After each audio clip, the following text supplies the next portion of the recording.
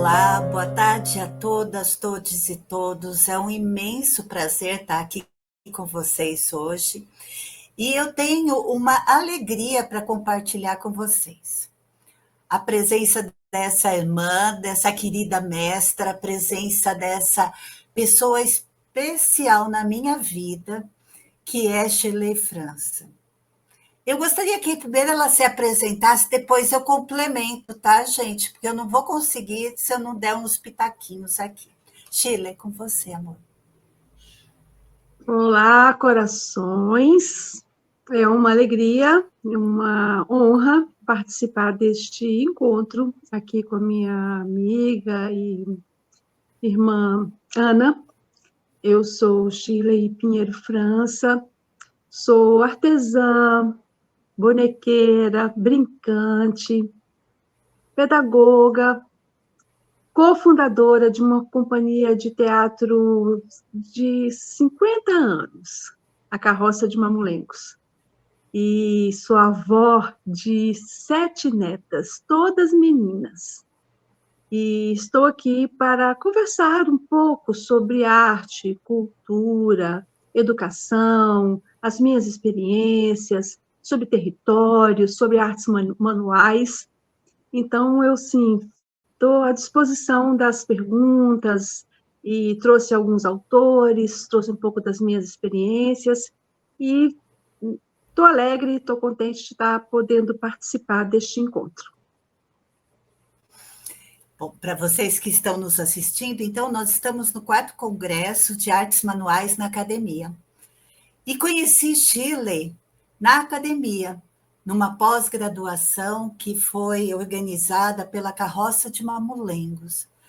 Mestra minha orientadora no TCC, Shirley me trouxe o tema que nós vamos compartilhar hoje com vocês. Nós vamos conversar sobre artesanias do cuidar. No final da pós, nós tivemos a alegria de ficar, porque a pós aconteceu durante a pandemia, sabe? Então, a gente se via só online, né, Shirley? E eu aqui no estado de São Paulo, Shirley lá no Cariri, e a gente trocando experiência. Na época, Cariri ou Rio de Janeiro, Shirley? Não lembro. Não, Então, nós nos encontramos no Cariri. no Cariri.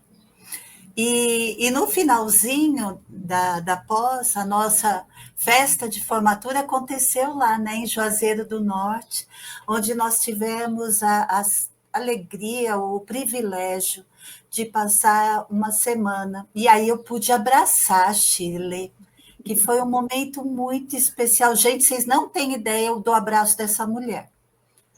É um abraço que mesmo de cuidado da alma, sabe? E aí lá eu comecei a ouvir um pouco das histórias também que a gente vai conversar aqui, né, Shirley? Sobre esse Sim. cuidar, dessa artesania, desse modo de estar no mundo onde a gente espalha o cuidado. Eu lembro da casa, eu lembro do cheiro da tua casa, eu lembro da tua presença na mesa de café da manhã, cuidando do café da manhã, do cuidado em colocar na mesa a forma como apresentava as coisas. Eu lembro da tua presença amorosa em todos os momentos. E eu lembro de você contar também, Shirley, sobre, e acho que foi, não foi lá, não, foi na nossa conversa essa semana, quando eu estava te convidando, que você me contou sobre a lembrança das canecas areadas da casa da tua avó. Ai, foi tão lindo. Conta pra gente um bocadinho, pra gente começar essa conversa. Esse tema, Ana, que é um tema assim, muito grandioso e é vasto. Eu penso que ele não se esgota de maneira nenhuma num encontro como esse. Nós vamos dar umas pinceladas, apresentar umas ideias, um pouco, ampliar um pouco a imaginação, né, das pessoas, dos nossos ouvintes, das pessoas que estão nos escutando nesse momento, né? Então, veja só, quando houve esse advento, que foi a pós-graduação, e que nós fizemos uma conclusão presencial no território, porque eu estou hoje no Cariri Cearense, no sul do Ceará. E na cidade, hoje eu estou no Crato, no distrito do Crato, em Monte Alverne. Mas o encerramento da pós-graduação foi em Juazeiro do Norte, na terra do Padre Cícero. Uma região muito emblemática, com muitas lutas, muitas glórias, muitas histórias. Então, quando houve esse fechamento da pós-graduação, que nós convidamos os graduandos, né, para estarem conosco nesse território, foi muito assim, foi um movimento muito grande na minha família, porque nós nos colocamos para assim receber, né, essas pessoas todas que estavam vindo de diversas localidades. E eu me coloquei de pronto para cuidar da alimentação. Então, eu me determinei a ficar na cozinha, porque eu pensei assim, como que eu vou receber tantas pessoas aqui na nossa casa se eu não tiver o cuidado com a alimentação, né? Então, a alimentação é uma coisa assim, muito importante na vida de um ser humano. Como é que você se alimenta? De que você se alimenta? Como você se alimenta, né? Então, eram muitas pessoas muito especiais, além da minha família, além dos nossos convidados, dos nossos mestres que estavam conosco nesse momento. Eu me dediquei, né, no cuidado da alimentação. Então, ali, assim, foi um momento, assim, ímpar neste encontro, porque não foi uma alimentação, assim, não vou dizer que... Assim, as palavras, às vezes, elas não têm a dimensão do que a gente quer dizer, né? Mas foi uma alimentação preparada com muito cuidado, um café da manhã muito especial, muitas frutas, muitos legumes, cada dia uma preparação diferente, feijão no vinho, arroz integral. Então, assim, montamos um cardápio. Eu lembro que nós fizemos um QG na nossa casa com uma feira gigante para atender ali 60 pessoas, 65 pessoas, diariamente, com almoço, café da manhã, almoço, lanche da tarde e jantar. Então, assim, foi um momento assim, muito especial. Então, as artesanias do cuidar, por que nós estamos falando sobre isso? Porque as artesanias do cuidar perpassam pelas práticas cotidianas das pessoas. Quando essas pessoas têm vivências que dignificam elas a partir das experiências dos antepassados. No caso, no início da nossa conversa, a Ana comentou conosco, né, sobre uma prática, um cuidado da minha avó. Então, o que eu estou falando aqui? Eu estou falando da artesania do cuidar, do preparo da alimentação, do cuidado com o outro, né, da ancestralidade. Então, minha avó, por exemplo, no caso, se voltar para esse exemplo que a Ana deu, minha avó foi mãe de 20 filhos. Imagina, uma mulher em sã consciência, né, parir 20 vezes. Então, assim, não é brincadeira, né? Então, assim, meus tios vingaram 17. Então, essa mulher, esse homem, meu avô, que era um contador de histórias, uma pessoa ligada à lavoura, à agricultura, eles migraram para Brasília, na época da construção de Brasília.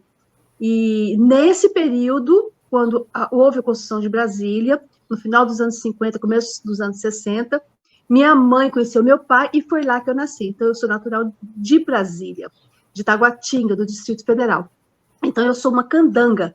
Eu nasci fruto desses imigrantes, desses movimentos migratórios que rondam esse país, que fazem o que nós somos, esse caldeirão cultural, que é essa brasilidade nossa.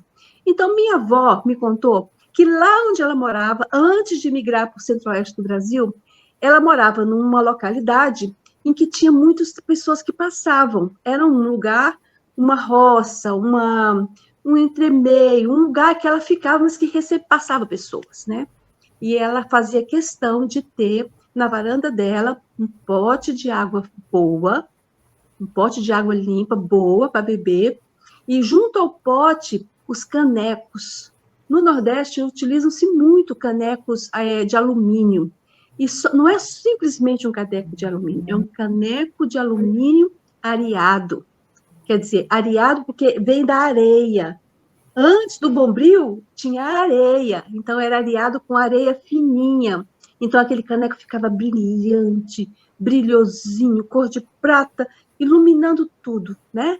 Então ela deixava os canecos brilhando ali, perto desse pote, e colocava para germinar uma batata doce dentro da água. Engraçado, uma batata, eu ficava pensando, uma batata doce dentro da água. Quem nunca germinou uma batata doce dentro da água, está na hora de germinar, para ver o quanto é bonito a rama da batata doce quando ela começa a fazer as suas ramas, colocar as suas ramas.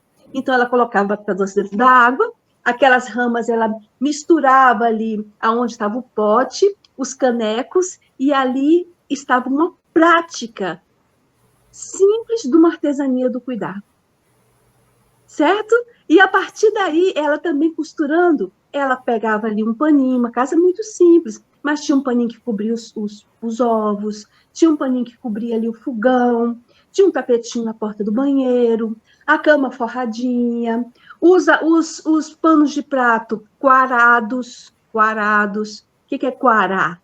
É botar o sol em cima de uma grade, em cima de uma palha de coqueiro, para que ele fique alvinho, né?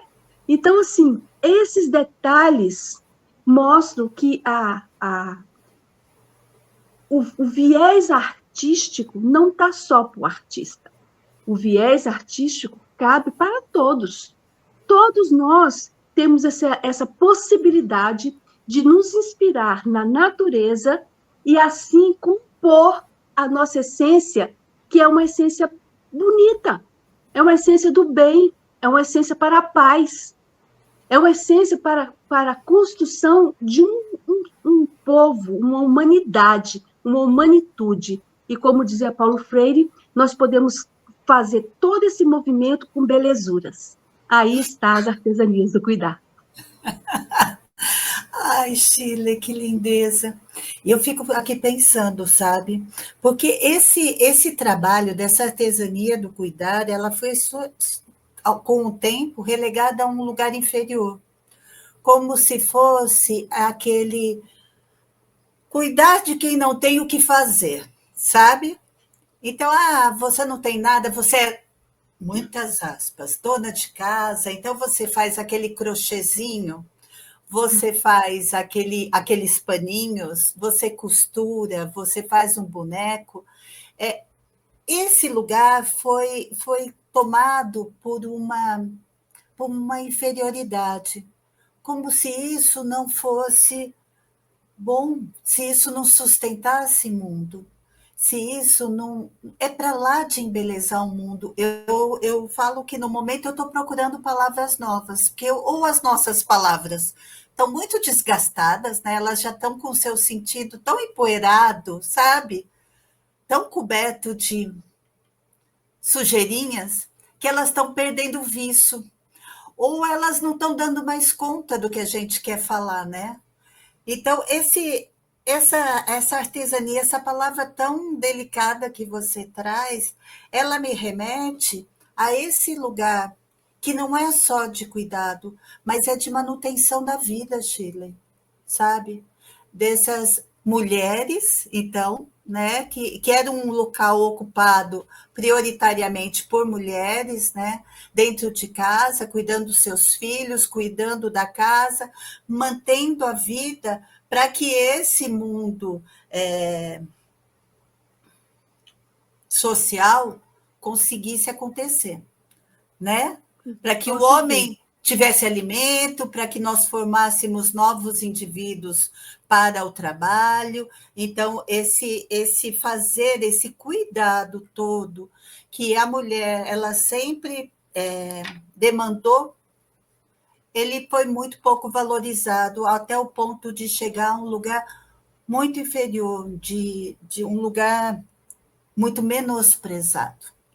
E aí eu volto com você na minha memória, sabe, Shirley? porque uma das coisas que a gente conversou foi, lembra do chale, né? Eu tentei puxar meu chale para trazer a vida de outras mulheres, minhas ancestrais que vieram antes.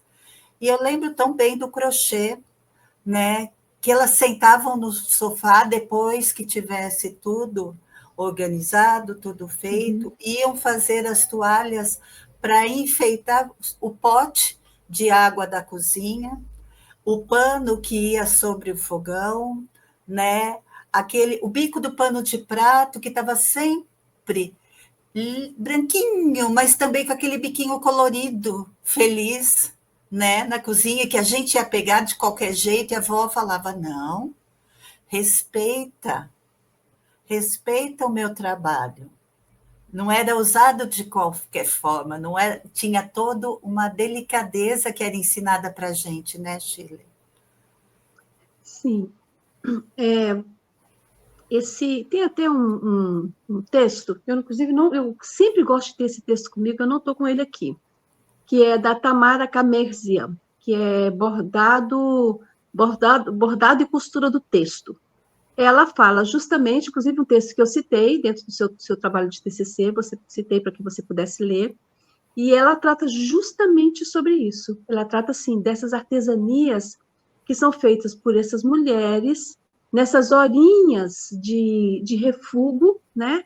E que ali elas estão construindo não só a materialidade, né? Esses paninhos, como você está dizendo, esses crochês, essas artesanias, mas estão construindo também essas oralidades, as memórias, porque ali elas conversam, ali trocam ideias, ali, assim, acontece os diálogos, e entre elas, e entre o coletivo a que elas pertencem, porque aí estão as crianças, né? Aí está a primeira infância, junto com essas mamães, com essas vovós, aí está a intergeracionalidade. Então, essa intergeracionalidade, essa relação das mulheres com seus filhos, com as avós, com seus netos, e isso não tem preço, isso é ritual, isso chama-se ritualizar a vida, é a vida e seus rituais. Então, esses rituais que vão sendo colocados em desuso. Tem um autor que eu gosto muito, eu não sei se ele está aqui, fácil aqui, na minha estante, está aqui na minha frente. Chama-se Byung-Chul Han. Byung-Chul Han, ele fala do desaparecimento dos rituais. Então, é um livro facinho de ler, curtinho, e ele fala justamente sobre isso, né? Que esse mundo, ó, o mundo de hoje está desprovido do simbólico. Ele fala, dados e informações não possuem força simbólica. Assim, não admite reconhecimento. No vazio simbólico, todas as imagens e metáforas que provocam sentido e comunidade e que se estabilizam na vida têm se perdido. Então, cadê o valor simbólico? Cadê esse simbolismo de estarmos juntos, de compartilharmos um fazer coletivo? E isso tem o papel fundante do feminino, mas também tem um complemento do masculino, que o masculino é que vai trazer essa potência, a força direcionada para uma ação específica. Se tem que se cortar uma lenha, quem vai cortar a lenha é o homem, né? Digamos assim, na origem. Não que a mulher não possa cortar a lenha, mas que existe tem que haver um equilíbrio. Enquanto um corta a lenha, a mulher amamenta. Ou a mulher está grávida, a mulher está de resguardo, ou ela está botando feijão no fogo. Entende? Então, precisa haver uma harmonia para valorizar esse simbólico. Isso nós estamos dizendo no âmbito das nossas relações cotidianas, das relações humanas cotidianas, né? Das famílias, que podem ser múltiplas, mas que existem. Existe uma relação simbólica em todas as famílias, sejam elas de todas as formas que sejam. Que assim, o que compõe isso tudo O que faz com que isso se permaneça dentro desse simbolismo, desse ritual, é o amor. Ai, que lindeza. Ah, e olha, Sheila, eu fico aqui pensando, né, que outro dia eu estava fazendo essa conversa com algumas alunas e elas olharam para mim com uma cara e uma delas falou: Nossa, isso está tão em desuso, né? Está tão distante da realidade. Tanto esse sentar com a criança, porque hoje a criança ela está tão capturada pela tecnologia, né, que ela não tem mais espaço para esse fazer manual, para estar em coletivo, para estar junto, e muito menos para ver acontecer dentro das suas casas essa relação, sabe?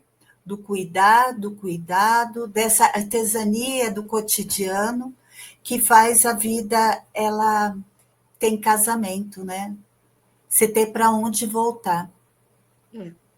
Assim, a questão das infâncias, eu tenho me debruçado muito em pensar sobre isso, em falar sobre isso. Nós estamos defendendo uma pedagogia brincante.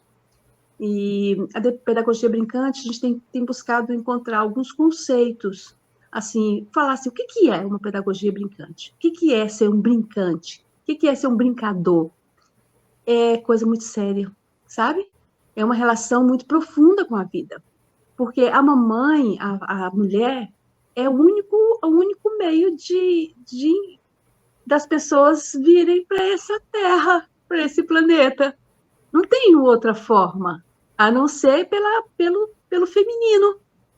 Então, o feminino é a porta de entrada de novos seres humanos, dos filhos, filhos e filhos de todos os tempos. Então, essa mulher, ela é responsável por esse cuidado, por esse zelo, por esse carinho, por essa artesania do cuidar. Ela é uma das responsáveis, não sozinha. Inclusive, quando eu falo aqui, eu falo assim, eu gosto muito dessa frase, que fala do Orlando Vilas Boas. Ele fala assim, na tribo, o velho é dono da história, o adulto é dono da aldeia e a criança é dona do mundo. Só que, para completar aqui o Orlando, a criança é dona do mundo a partir do momento que ela é recebida nessa aldeia. Precisa de uma aldeia inteira para criar uma criança. Então, essa aldeia é o quê? O que é essa aldeia? Eu não estou numa aldeia hoje. E estou ao mesmo tempo que nós estamos conectados.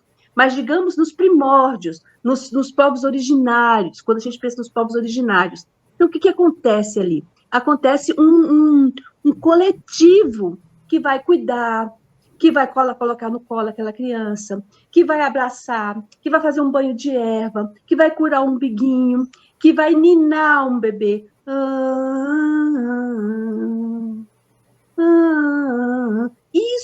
Esse som, é um som ancestral que toda criança precisa ouvir para ela se conectar nessa terra, chegar aqui.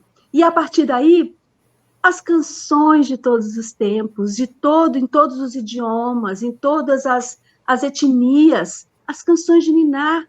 E aí a criança começa a crescer, começa a andar, você vai fazendo o quê? Olha a lua, olha o sol. Você quer água? Água. Isso nós estamos falando do nosso idioma, mas nós nos igualamos a todos os povos, né?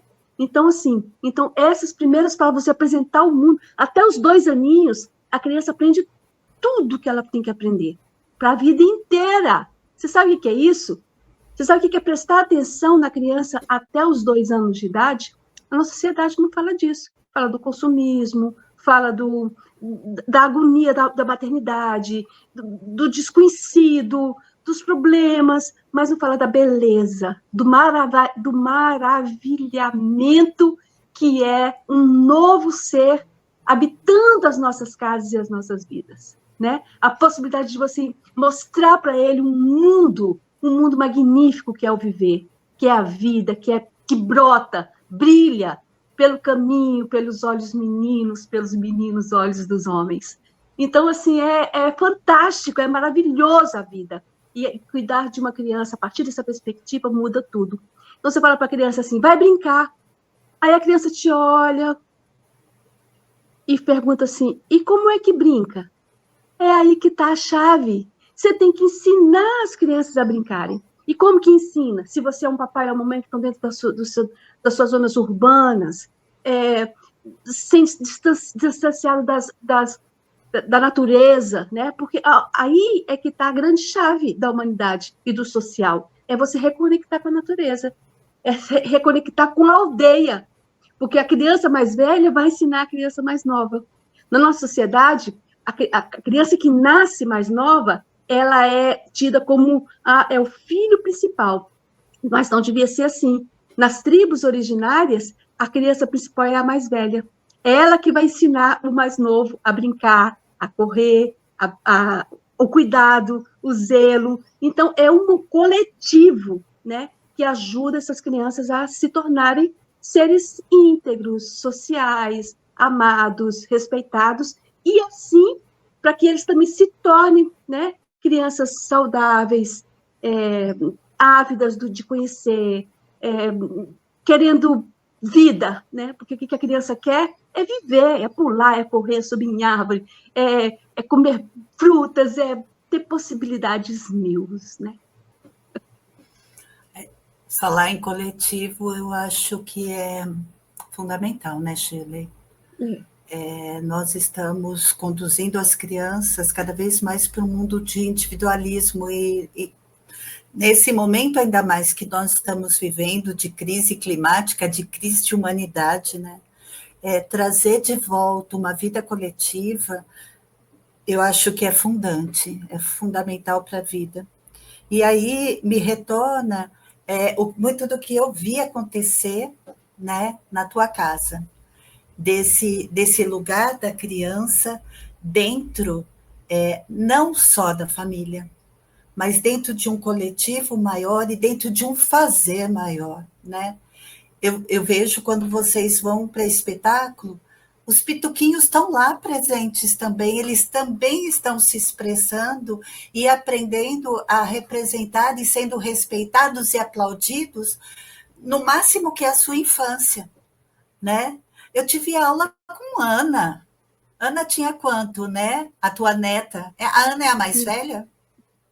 Não, a Ana é a segunda, né? É, Filha da Maria. a Ana tinha o quê? 8 anos na época? Sim, sim. A aula que eu tive com ela, para mim, foi inesquecível.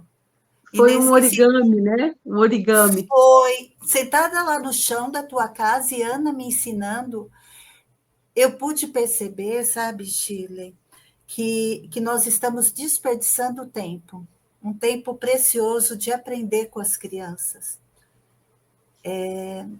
Que nós transmitimos, que nós ensinamos, mas eles também têm muito para nos ensinar, né? Até uma chamava Ana também, que eu escutei numa escola, ela falou assim, deixa eu te perguntar uma coisa, por que vocês, adultos, têm tanto medo da gente falar com vocês?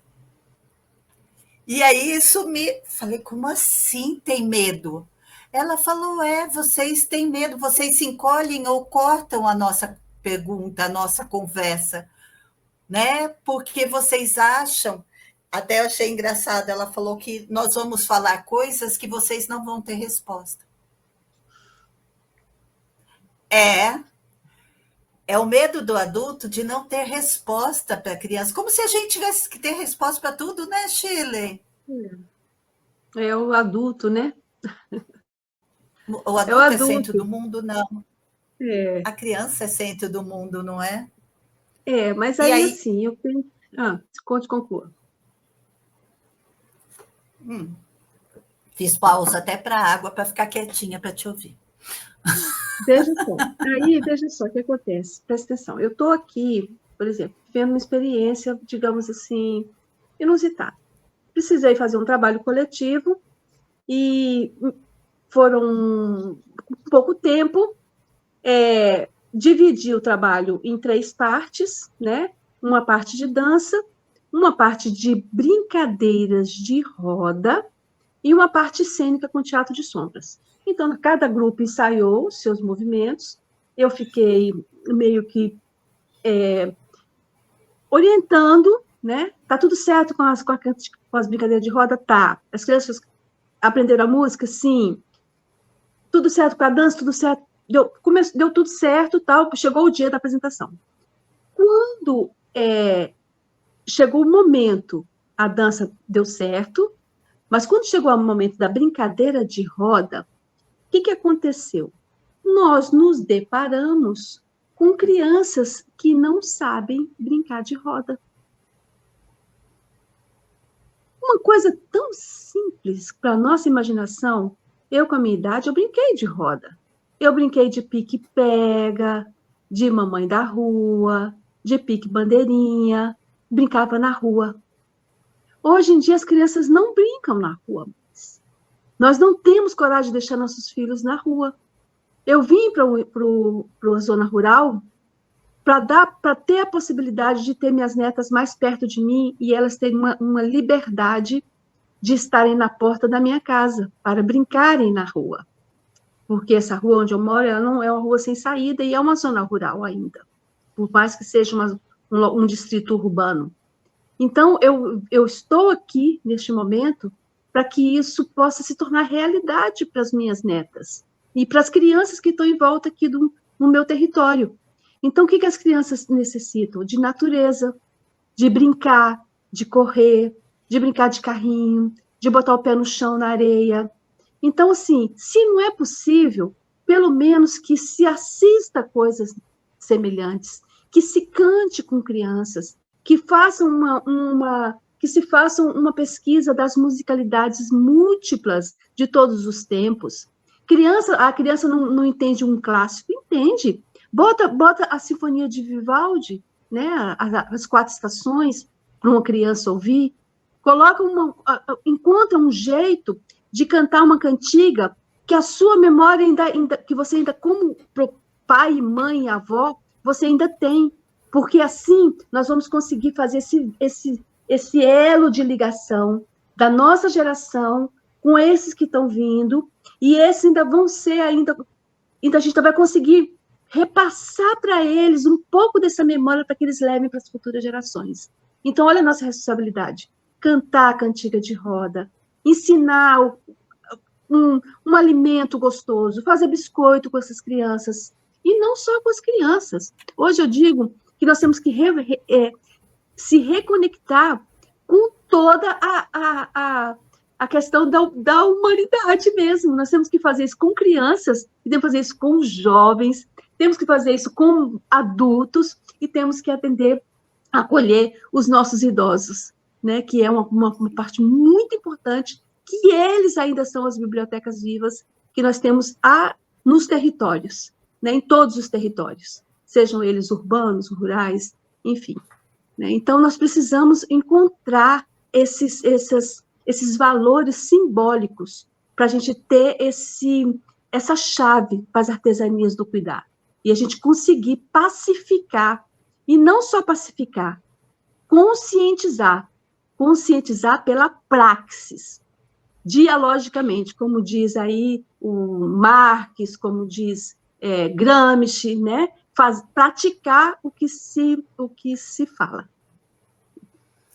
Eu estava aqui pensando, né? Pode ter alguém assistindo, fala o que essas duas estão conversando tem a ver com artes manuais na academia. Sim. Tudo, Chile. Porque assim, nós estamos tecendo fios, puxando fios aqui, que vão possibilitar a construção da vida. Tecer, gente, né? Não é só o que a gente faz por fora. A gente tem que tecer para dentro também. A gente tem que tecer no mundo, a gente tem que estabelecer relações, né? Fazer tecituras entre pessoas, entre coletivos. E aí eu acho muito interessante essas duas coisas que você falou, que você já reafirmou agora, e que eu gostaria de voltar a reafirmar aqui, que a criança ela não sabe brincar se não tiver um adulto que a ensine a brincar. A criança não vai imaginar sozinha como ela vai fazer uma roda. Se não tiver um adulto que pare para ensinar ela a dançar uma roda, a brincar uma roda, né, Shirley? Não Não só é um entre... adulto, mas um coletivo, né? A aldeia, porque às vezes não é só apenas como adulto. Outro dia eu me peguei aqui com duas crianças pequenas, de 3, 4 anos, brincando batatinha frita. Aí um garotinho falou para outra criança: não é assim não, menina, é assim. Eu canto batatinha frita, 1, 2, 3. Enquanto eu estou cantando, você vem correndo e você tem que me pegar antes de eu falar 1, 2, 3. Só que se eu virar, você tem que virar estátua. É isso, não só um adulto, tá certo, Não sou Shirley? um adulto. Então, Não só um elas adulto. também encontram. Olha, você vê, você bota um adulto para brincar com criança. A criança, eu mesmo, eu fico ali, eu tento brincar, faço uma coisa, faço outro, eles derrubam, eles chacotam. E aí, sabe o que eu faço? Deixo eles. Quando eu deixo eles brincando sozinhos, eles se viram, eles se dialogam, eles se entendem, mas ali a gente está observando, né? Observando e mostrando, olha só, olha o que tem aqui. Dá para fazer um jogo aqui. Olha, dá para brincar aqui de esconder a tampinha. Então, nós temos, assim, pinceladas. Podemos auxiliar com pinceladas, porque essas crianças já vêm nascendo com um espírito tão avançado, né? Os Sim. meninos são muito espertos, muito inteligentes, né? Muita coisa. Tem uma área da tecnologia que já nasce na veia desses meninos. Já pegam o celular, já ligam o celular, já escrevem com o polegar, minha irmã. Uma coisa que a gente nunca imaginou na nossa vida, de professoras, de pessoas, adultos, são que alguém ó, em sã consciência vai escrever com o polegar, e hoje nós estamos aí com geração escrevendo com o polegar. Então, veja só, né? Tantas coisas, né, Ana? Então, essas artesanias Isso. do cuidado, artes manuais. Então, quando a gente fala de artes manuais, tenho aqui um trecho de um livro que eu gosto muito, que é dessa artesã aqui, olha, Dona Cissa do Barro Cru. Dona Cissa do Barro Cru, eu conheci Dona Cissa. Era uma artesã que fazia umas artes que não eram artes utilitárias. Ela fazia galinha da Angola, fazia passarinhos, uma árvore cheia de passarinhos, usava a própria peninha do animal vivo, né, para poder colocar na argila.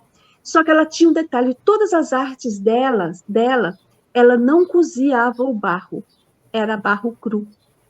Então, era de uma fragilidade ímpar, mas eram obras belíssimas que retratavam o cotidiano. A mulher com um balde na cabeça, com a trouxa de roupa, a vovó com cachimbo, o homenzinho com a enxada, que era o quê? Ela retratava o território dela, o cotidiano dela, as relações da qual ela vivia, né? Então, esse livro, ele é muito rico, tem muitas matérias. E aqui fala uma parte pequenininha, eu gostaria de citar para vocês, né? Que fala aqui, as culturas são diferentes para que possam atrair umas a outras, numa infinidade de encontros, de conflitos, de fusões e de desdobramentos. No poema Eu Sou 300, de Mário de Andrade, ele afirma essa multiplicidade.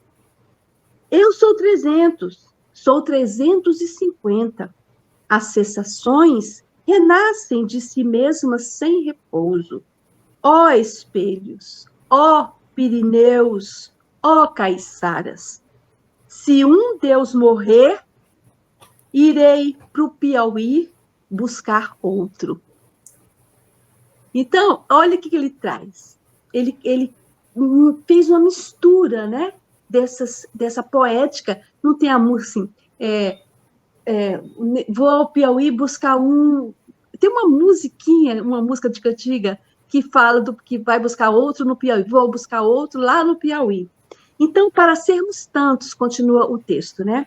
É possível encontrar num cavalinho de barro vendido numa feira do Nordeste a mesma forma de um cavalo de bronze modelada pelos antigos fenícios, ou uma máscara sertaneja que remeta às formas das máscaras da magia africana, ou um doce de laranja da terra seja uma sofisticada receita da doçaria árabe berbere.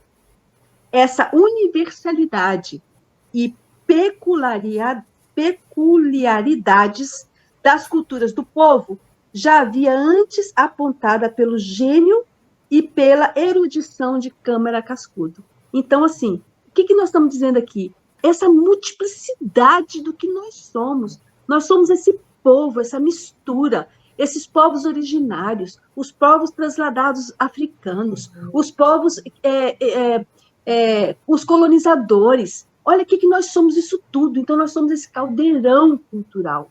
Então, as nossas manualidades, as nossas artes manuais, é uma riqueza, é uma variante enorme, é uma variedade super plural, de norte a sul do Brasil, o que nós encontramos das artesanias, seja ela na culinária, seja ela nos projetos das artes plásticas, das argilas, dos barros, dos couros, de todas as formas, são infinitas, né? Então, essas manualidades, elas nos trazem o quê? Nos remetem o quê? A nossa história, as nossas memórias, e nos fixa, né? Para dizer, estamos aqui, resistimos, somos resistência, e estamos aqui sobrevivendo, somos nós, povos vivos, e que estamos construindo aqui esse chão.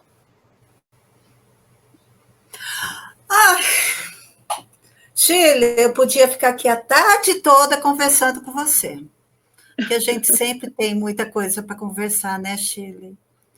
E